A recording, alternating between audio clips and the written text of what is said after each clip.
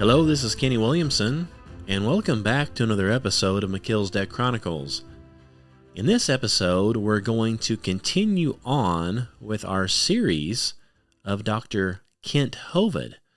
This series is called the Hovind Theory, and I think you're going to find it very interesting. I know I personally did. So we're going to continue on. We're going to do the second installment of Dr. Kent Hovind's seminar. So, give us an email. Let us know what you think, if you like it or not. And also wanted to throw out there, I have completed a book that I wrote called The Haunting of Virginia Krim. And this is a true story about my mother growing up as a child and being tormented by demons and demonic activity. So if that is something you are interested in reading about, you can get that book on either Amazon or on Barnes & Noble. So let's get on to Kent Hovind's seminar, Part 2. There are very few trees in the world that are 300 feet tall. How do you get a tree 300 feet tall, standing up under 1,000 feet of permanently frozen ground? What happened? I'm going to give you what I call the Hovind Theory of what caused all these phenomena, but I need to review a little science for you. Many people have been influential in developing this in my brain anyway. I appreciate Walt Brown and Henry Morris and Baumgartner and some of these guys that have done work, and the biblical flood and the ice epic had a great influence on me. But ultimately, I have to take the blame for this if it's wrong. I'm going to teach you a few things about science and then give you the Hovind Theory. The inverse square law tells us if two objects are attracted to each other, like the earth and the moon, the force of attraction is inversely proportional to the square of the distance between them. In English, that means if you half the distance, or if you brought the moon into 1/3 the distance, you take the 1/3, flip it over, and square it. It's now 9 times the gravitational pull. Inverse square laws apply when you're dealing with forces involving gravity, light, magnetism, and girls. I travel every single week. I believe I've been home 8 Sundays in 14 years. I flew 215 times last year, was gone 210 days away from home. So I get to come home every week. When I get a certain distance from my wife, it's, hello, dear, how are you doing? When you half the distance, it is 4 times the attraction, not 2, 4 times the attraction. When you half the distance again, it is too late. So guys, the secret is stay about 10 feet away and you won't have a problem, okay? Now, the inverse square law is one thing to learn. The second thing you need to learn is a spinning top, any spinning object, behaves in a peculiar way if it is struck by something. If you throw a rock at a spinning top, it'll wobble around for a while, or you can do it with a gyroscope, and it'll wobble around, and then it'll recover spinning smoothly, usually at some new crazy angle. You can actually determine when it was struck if you could see a graph of a wavy line of how it behaved as it was wobbling. Interesting. The earth has no doubt wobbled through the years. The North Pole has moved around. Today, the earth is tilted over 23.5 degrees, which is why they always mount the globe on that 23.5 degree angle. Stonehenge is an interesting stone building. Apparently, it was built to worship the sun at summer solstice. But today, Stonehenge does not line up.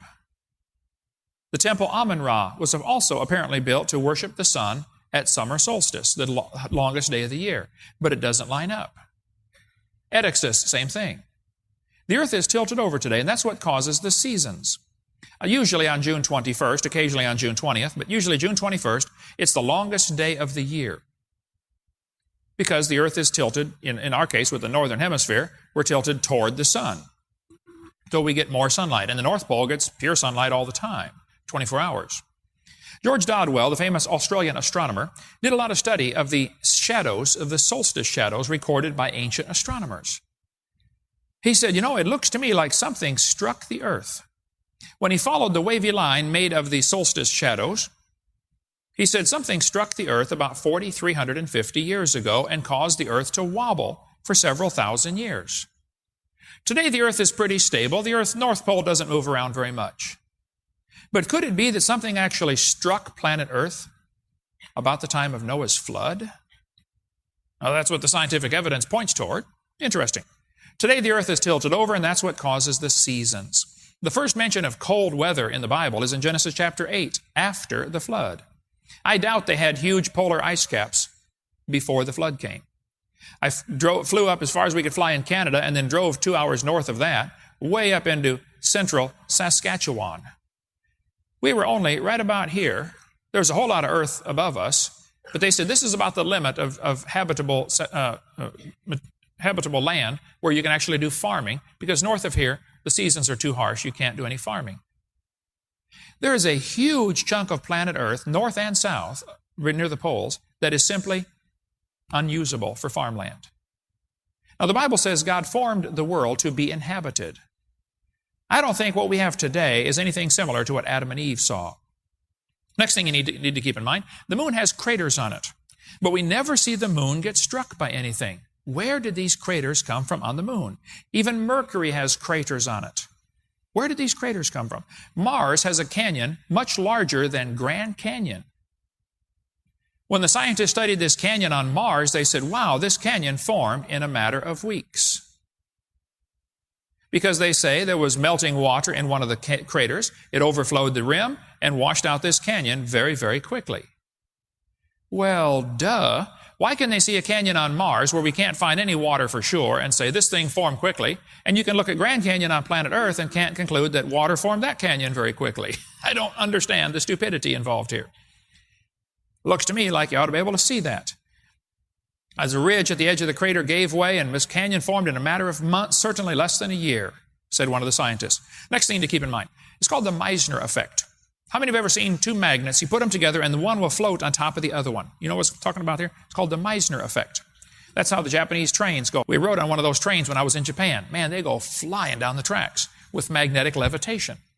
No resistance that way, no friction.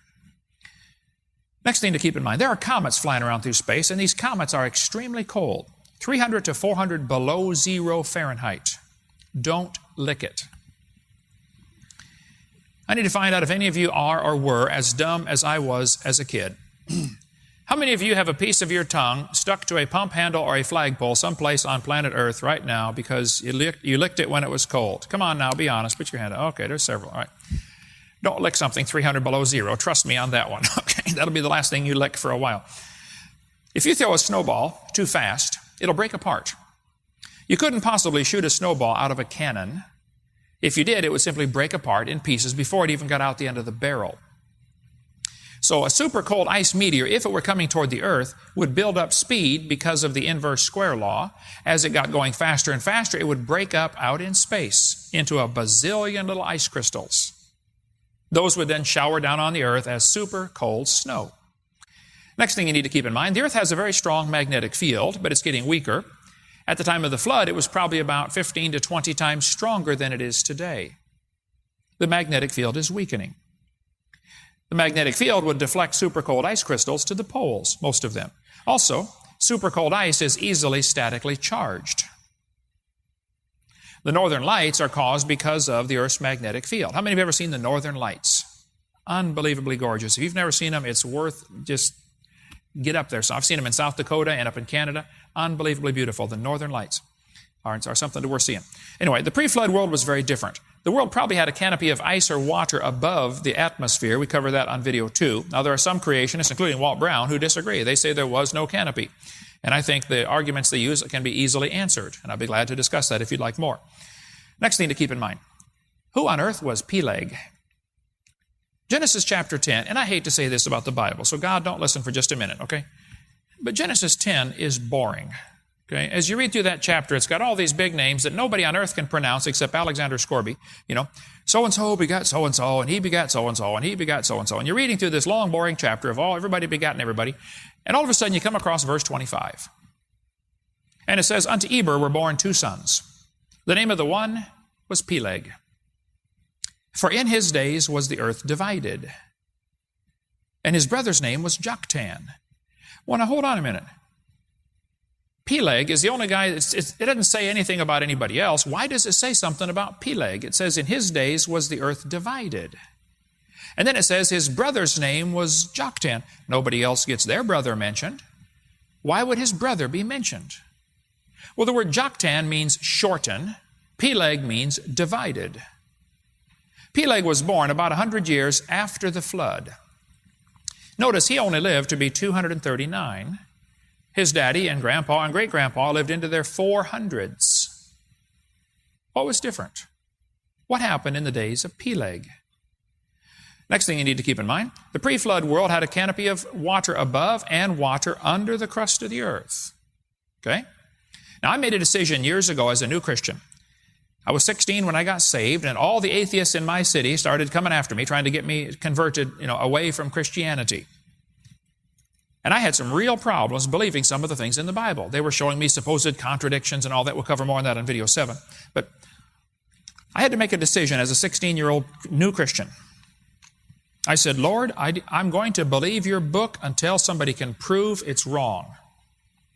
Some of my friends decided they're going to doubt the Bible until it's proven right. I think that's a mistake. I think I made the right decision. I said, God, I'm going to believe you even for the things I don't understand. And he's proven himself on just about every one of them. There's a couple I still got questions about. There was an atheist one time came to the preacher and said, Preacher, I don't believe anything in the Bible. I only believe science. He said, Preacher, if you can prove one verse out of the Bible scientifically, I'll believe it. The preacher said, well, okay. He grabbed the atheist around the neck, grabbed his nose, and began twisting his nose. Pretty soon, of course, the blood is pouring down his face, and the atheist said, what on earth are you doing? He said, I'm proving the Bible. It says the wringing of the nose bringeth forth blood. I don't recommend you do that unless you get a really hardcore atheist, then you might want to try that one. But I'm going to give you the Hovind Theory. Now, this is supposed to be good teaching technique. I'm going to tell you what I'm going to tell you, and then I'm going to tell you, and then I'm going to tell you what I told you. You get all that? We're going to go through it very quickly, 8 simple steps of what I think caused the flood and explain all these strange phenomena on the planet. Then we'll go into them in a little bit more detail, and then we'll close this down. Noah and the animals got safely into the ark. A 300-degree below zero ice meteor came flying toward the earth and broke up in space. As it was breaking up, some of the fragments got caught and became the rings around the planets. They made the craters on the moon, the craters on some of the planets, and what was left over came down and splattered on top of the North and South Pole. The super cold snow fell on the poles mostly, burying the mammoths standing up. The dump of ice on the North and South Pole cracked the crust of the earth, releasing the fountains of the deep. The spreading ice caused the ice age effects, the glacier effects that we see. It buried the mammoths, made the earth wobble around for a few thousand years. And it made the canopy collapse that used to protect the earth and opened up the fountains of the deep. During the first few months of the flood, the dead animals would settle out and dead plants and get buried. They would become coal if they're plants and oil if they're animals. And those are still found today in huge graveyards. Fossils found in graveyards, oil found in big pockets under the ground. During the last few months of the flood, the unstable plates of the earth would shift around. Some places lift up, other places sink down. That's going to form ocean basins and mountain ranges. And the runoff would cause incredible erosion, like Grand Canyon, in a couple of weeks. Over the next few hundred years, the ice caps would slowly melt back, retreating to their current size. The added water from the ice melt would raise the ocean level, creating what's called a continental shelf. It would also absorb carbon dioxide out of the atmosphere, which allows more radiation to get in, which is going to shorten people's lifespans. And in the days of Peleg, it finally took effect. The earth still today shows the effects of this devastating flood. Now, a little more detail on each one. God told Noah, Lord said to Noah, come thou. Did you catch that? Listen very carefully. What did God tell Noah to do? He told him to come into the ark. He didn't say go into the ark. He said come into the ark. Where does God have to be in order to say that? In the ark. That'll preach, brother. There's a sermon right there, just right there. Come into the ark, Noah. Come with me. We're going on a little cruise. Come on in. I'm here with you. And when the flood was over, God said to Noah, go out of the ark. God was with him the whole time. That would be quite the cruise. And the Lord shut the door. By the way, good eternal security verse. If the Lord's got you saved, you're saved, okay? You can't get out of God's hand. Then this 300-degree below zero ice meteor came flying through the solar system. Some of it broke apart. It made craters on Mercury and craters on the moon. 4 of the planets today still have rings around them. And the rings around these planets are made of rock and ice. Very interesting. Now, Walt Brown thinks some of the craters on the moon were formed when the fountains of the deep broke open and rocks went flying up out of Earth's gravitational pull, drifted around for a while and clobbered into the moon. He may be right on that, I don't know. But it's interesting. He thinks the comets came from Earth, and water on Mars came from Earth when the fountains of the deep broke open. You can read about it for yourself if you'd like. The super cold snow would land mostly around the poles, because super cold ice is not only affected by the magnetic field, it's easily statically charged. How many have seen the Van de Graaff generator where they make your hair stand up? You know, we've got one of those at our science center at Dinosaur Adventureland. As this ice meteor came flying toward the Earth, it broke apart. Pieces would settle in around the poles mostly, causing the Earth to wobble for a few hundred years, or maybe even a few thousand years. The canopy of water overhead collapsed and it rained 40 days. The water underneath the bottom, under the crust, came shooting to the surface, and the water kept going up for 150 days. And everybody drowned. It probably took 6 or 8 months to kill everybody during that flood. We all get the idea, well, it rained and everybody died first day. No, it took a long time for people to die. People would be running and fighting for higher ground. As that got more and more rare, as the water keeps coming up and up and up for 150 days, the water increased. By the way, they're still discovering chunks of ice flying around in space. Here's an article about a scientist who discovered chunks of ice as big as this auditorium are hitting the Earth all the time. They dissolve in space, but it rains down as water. There's water everywhere in space. Science and Technology article here. If you go to the North Pole, you'll be kind of chilly, and one of only 400 people that have ever been there. But up around the North Pole, there's an ocean called the Arctic Ocean.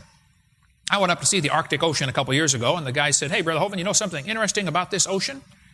It has no tide. I said, man, I never thought of that. Taught her science for 15 years. Arctic Ocean has no tide. And who cares, right? Anyway, but there's an island up there called the New Siberian Islands off the coast of Russia. There on those New Siberian Islands, they find frozen bobcats, frozen lynx, frozen camels. What happened? When they drill down through the ice, when they get to the South Pole and drill through the ice, they find coal under the ice at the South Pole. I would like to point out, Your Honor, there are no trees in Antarctica. 0. Admiral Byrd went down there and said they saw frozen palm trees or palm leaves near the South Pole. Scientists have discovered all sorts of frozen leaves, even dinosaur fossils, plant-eating dinosaurs, near the South Pole. Thousands of well-preserved leaves found in Antarctica. Leaves on the side of a cliff 250 miles from the South Pole. And the leaves still retain their original cellular structure and organic content. They're not petrified. They're preserved. They find dinosaurs, plant-eating dinosaurs, in northern Alaska. There are no trees up there. I was there. Nothing. Not a blade of grass in most places. See, the Earth actually has 2 North Poles. We have a geographic North Pole where we spin around. We also have a magnetic North Pole in Canada where the compass actually points. Now here in Tennessee, it probably doesn't make a lick of difference. Your compass points north because both of them pretty much line up. But if you live in Alaska, your magnetic north is way different than the real north, and pilots have to learn to adjust for that. And who cares, right? Okay. I think what happened, the mammoths were up there chomping on their tropical flowers. It was a beautiful day. And it began to snow, super cold snow. They had never seen snow before. One of the mammoths looked at his buddy and he said, Herman, this is peculiar weather we're having here. What is this white stuff falling out of the sky? I said, I don't know, but let's get out of here. They started running around trying to find a place to hide, and the snow got deeper and deeper and deeper, and they got stuck in the snow standing up, and they couldn't even fall down. How many of you have ever been in a snowdrift so deep you couldn't even fall over? You ever been in one of those? I think that's what happened to the mammoths. People say, well, the mammoths have long hair. They're designed for cold weather. No, mammoths are not designed for cold weather. A lot of animals in the jungle have long hair where it's hot, okay? If the temperature is 70 degrees, long hair is just simply a decoration. There's a lot of things about the mammoth that shows they are not designed for cold weather. There's a whole section just in this book about mammoths are not designed for cold weather. You can read all about that. So the mammoths, some of them, ended up frozen standing up in super cold ice, 300 below zero. As the ice goes pushing out toward the equator, it's going to carve out glacial grooves. If you live in Ohio, if you go out to Kelly's Island, you can go out in the Lake Erie and see the glacial grooves, scratches across the rock for miles. I think the ice age really happened, but it happened at the beginning of the flood. There are basically two theories among creationists about the ice age. One theory says the ice age caused the flood, which is what I believe. The other theory says the flood caused the ice age. A minor difference, I don't think it's worth fighting over, but either case, though, I think the ice age would last several hundred years after the flood. During the time after the flood, as populations are growing, if somebody misbehaves, instead of building a jail and putting them in there where you got to feed them for the rest of their life, just banish them. Say, get out of here. You can't stay with our civilization. And boy, if times were hard and just new struggling civilization like Gilligan's Island, being banished is punishment enough. Now, you're going to follow the Ice Age animals around and kill them and, leave your toolbox behind because you don't want to carry 50 pounds of rocks with you. You wait till you find the mammoth herd and you make your tools on the spot and kill the mammoth. That's why they find, scrapers for skin and all kinds of flint arrowheads and stuff are found all over the world. These guys are, they really do use these stone tools to kill these animals, but they don't carry them with them because they're so plentiful. They're found all over the arrowheads and stuff like that. Anyway, then this super cold ice at the pole would send off a cold wave, like when you open the freezer and the cold air comes out and falls at your feet. This cold air hitting warm air would cause it to rain. And it rained 40 days and 40 nights. The canopy collapsed. The Bible says all the fountains of the deep were broken up in one day.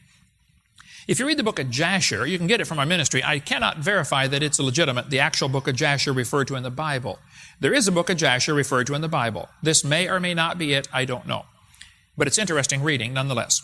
In the book of Jasher it says, "And on that day the Lord caused the whole earth to shake, and the sun darkened, and the foundations of the world raged, and the whole earth was moved violently, and lightning flashed, and the thunder roared, and all the foundations of the earth were broken up."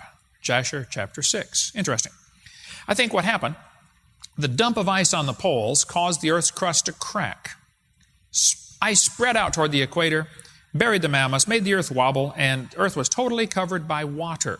The Bible says all the high hills were covered. Now, there are some idiots out there teaching it was just a local flood in the days of Noah.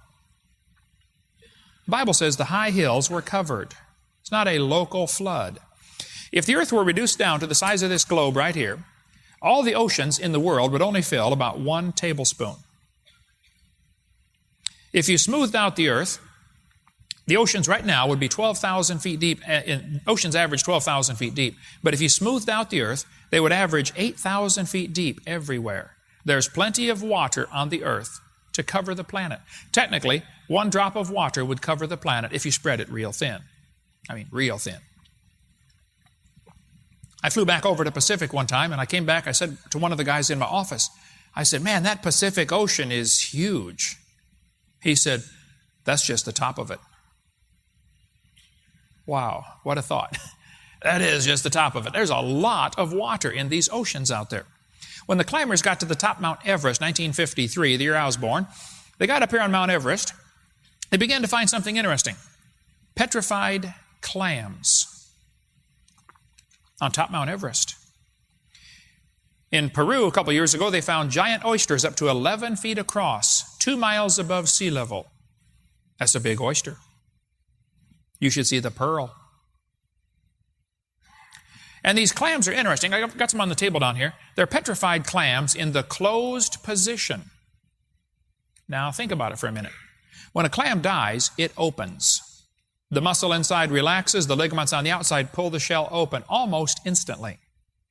When a clam dies, it opens up. How would you get bazillions of petrified clams in the closed position on top of mountains all over the world? Well, I would like to point out, Your Honor, that Mount Everest is a little ways from the beach, number 1.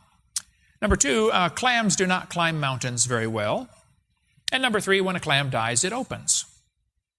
The best explanation for this is they were buried alive. Sometimes huge beds of these are found. A guy in Opp, Alabama said, "Brother Hovind, you want some petrified clams for a museum?" I said, "Yeah." He said, "They're 4 feet thick in my backyard." When he rototills his garden, he brings up thousands of petrified clams, closed petrified clams. We've got a bunch in our museum down in Pensacola, Florida. Even fragile items like eggs are found fossilized. I believe the sediments would settle out of this flood Fine sediments would preserve things in incredible detail. Here's a fossilized jellyfish. We have an arm to an octopus, fossilized octopus arm in our museum. Soft tissue simply doesn't fossilize. Under very special conditions are required. The Bible says the fountains of the deep broke open. So I think the earth got struck by a meteor. The water underneath went shooting to the surface, and the earth was covered with water. See, the earth's crust is kind of interesting. Pretty thin, actually, in some spots. 3 to 5 miles thick under the crust, under the oceans, and 30 miles thick under the continents. The hot water from inside the earth would come shooting out, and it would kill animals that live within a certain radius of the crack as the hot water escaped. As the basalt bulged up in the middle, the plates are going to slide down, explaining, as I said earlier, about the wrinkled mountains. Take a look at these mountains in British Columbia. They've been pressed from the end, wrinkled up. What happened? As the water came shooting out, the hot water would kill all sorts of things within a certain radius. If you poured a gallon of boiling water into your aquarium, it would kill all the fishies within a certain distance, okay, till the temperature was dissipated. All over the world, little tiny creatures called diatoms are found dead in great big thick beds called diatomaceous earth. These diatoms are super tiny. It takes about 1,000 years to get an inch of dead diatoms at the bottom of the ocean. They very slowly accumulate. When it dries out, they pack it into a special powder called diatomaceous earth. It is used for all sorts of things. It's used as kitty litter. It's used as oil dye. Diatomaceous earth is used as swimming pool filters, used in bricks, used in aspirin. It's used in medicines. It's used in all sorts of strange things you would never think of. It's diatomaceous earth because it is so absorbent.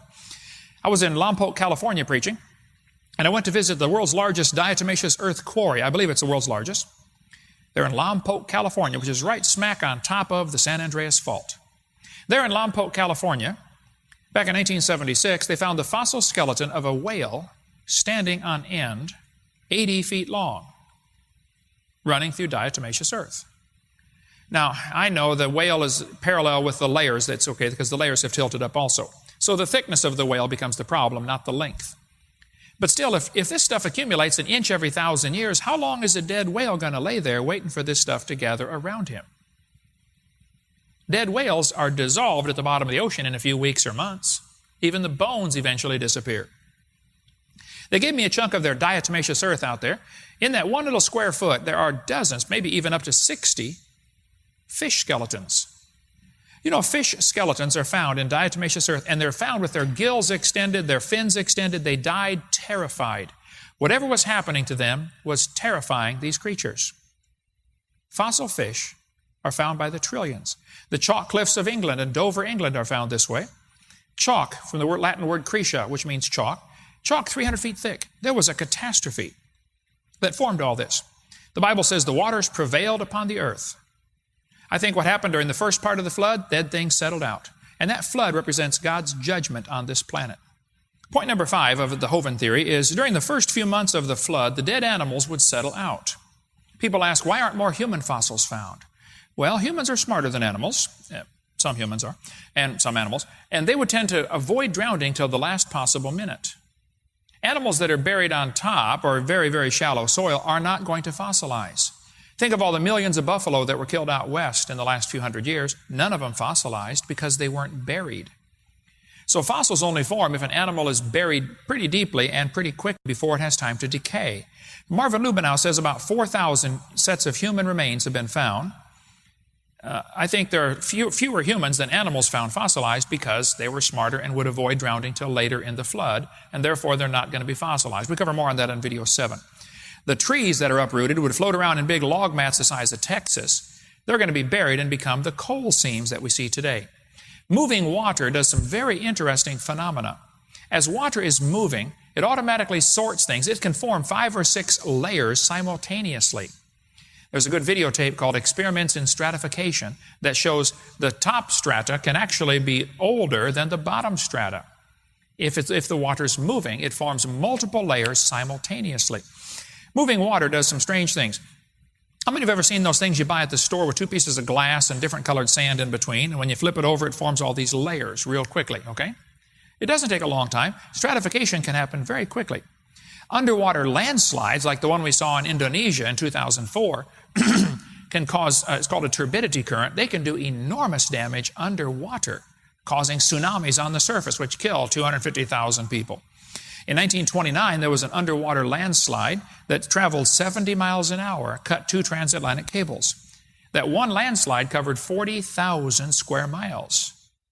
That's about the size of Ohio. One landslide underwater. During the flood, the water would be swirling around, and the dead animals would tend to, get caught in these little swirls called eddies. This happens today. If you walk along the river, you see the river moving one direction, but along the sides, there's little eddies swirling water.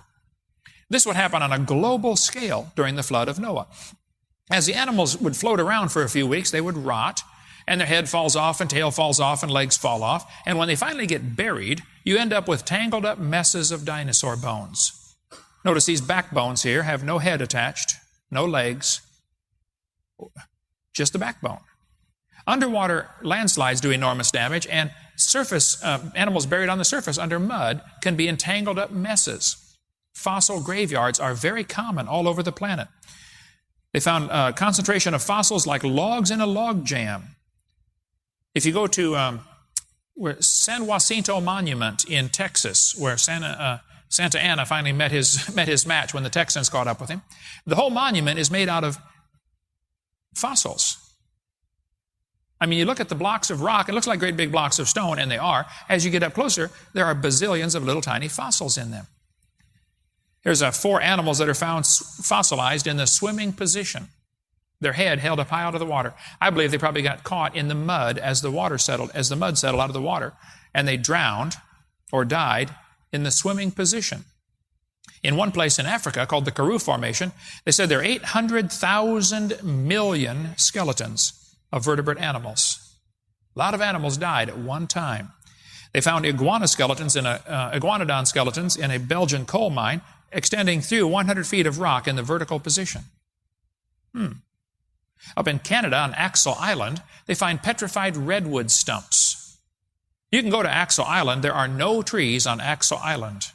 There are certainly no redwood trees growing there. How do we get fossilized redwood stumps on Axel Island?